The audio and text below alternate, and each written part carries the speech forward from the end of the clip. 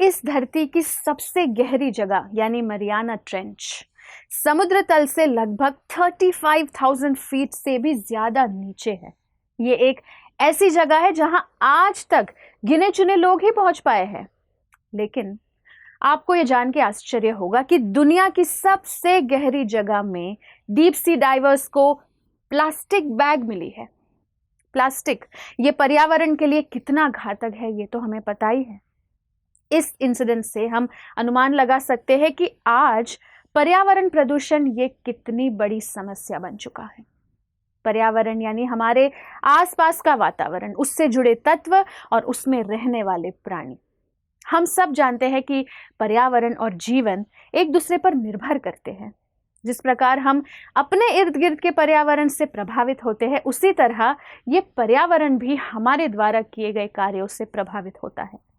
इसके चलते हमारे पर्यावरण या एनवायरनमेंट के रक्षण, संवर्धन और विकास का संकल्प लेने के लिए विश्व भर में 5 जून को वर्ल्ड एनवायरनमेंट डे यानी विश्व पर्यावरण दिवस मनाया जाता है।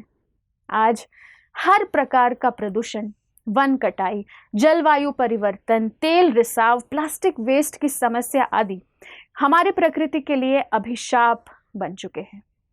इन समस्याग्रस्त मुद्दों का सामना करने के लिए राजनीतिक और सामाजिक जागरूकता लाने के साथ साथ एक बहुत ही महत्वपूर्ण तथ्य समझना आवश्यक है। देखिए, सूर्य की किरणों से लेकर बारिश की बूंदों तक, नदी के मीठे जल से लेकर वृक्ष की सौम्य छाया तक, ऐसे कई अनमोल उपहार प्रकृति ने हमें प्रचुर मात्रा में उपलब्ध कराए हैं। क्या भगवान हमसे इन सब का टैक्स लेते हैं?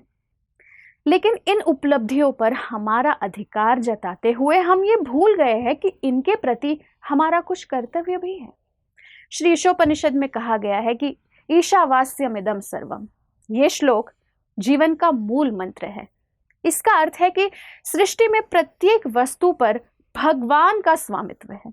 सारी सृष्टि उन्हीं के द्वारा नियंत्रित है।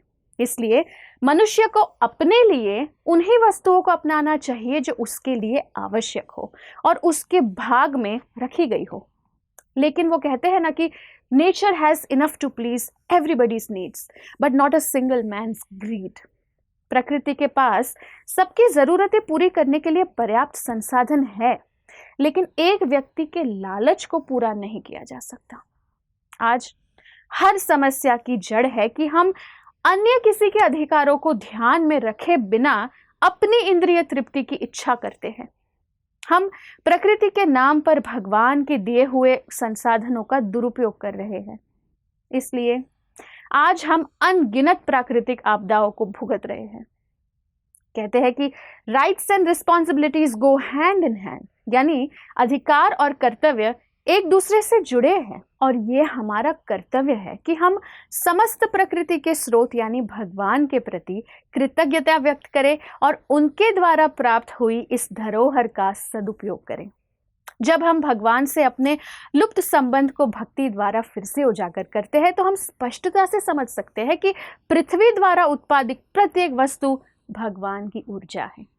सब कुछ भगवान का है और उनकी सेवा में उपयोग किया जाना चाहिए।